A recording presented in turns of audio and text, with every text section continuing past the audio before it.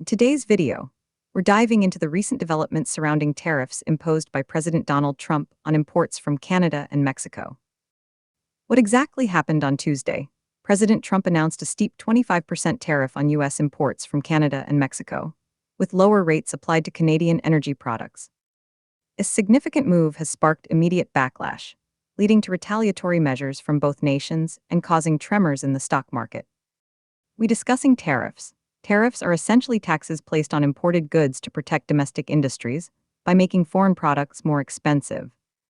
It can also be used as a tool for political leverage or to address trade imbalances.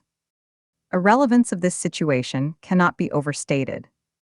The introduction of these tariffs comes at a time when consumers are already grappling with inflation and rising costs of living.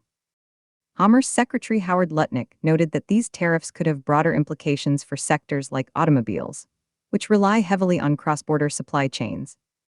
He mentioned during a Bloomberg interview, there are going to be tariffs, let's be clear. But there may be potential relief for certain sectors until April 2, when further announcements are expected.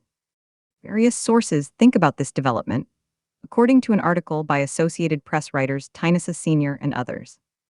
Canadian Finance Minister Dominic LeBlanc stated that Canada is not interested in negotiating reduced tariffs, they want complete removal.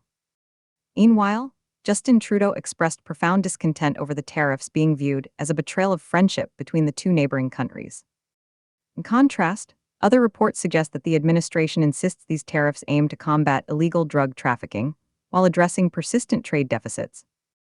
The impact of these decisions will likely ripple across multiple sectors and international relations. With Canada's planned retaliatory tariffs on over $100 billion worth of American goods, set to roll out within 21 days, and Mexico's own responses looming large, we might see an escalating trade war reminiscent of past tensions between nations. Historically speaking, similar scenarios play out frequently in global trade politics. Previous tariff disputes during Trump's first term highlighted how such actions can lead to strained relationships among trading partners, often with unpredictable economic consequences. Looking at the bigger picture here reveals deeper nuances.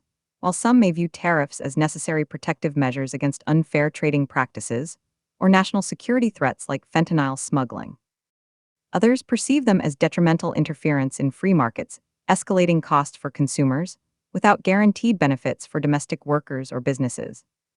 In conclusion, President Trump's tariff strategy aims at bolstering national interests against perceived threats from abroad, raises critical questions about long-term economic impacts, and diplomatic relations with key allies like Canada and Mexico. We await further announcements regarding potential exemptions or additional reciprocal measures scheduled for early April. Remains vital for consumers, and indeed all stakeholders, to stay informed about how these changes will affect everyday life and our economy moving forward.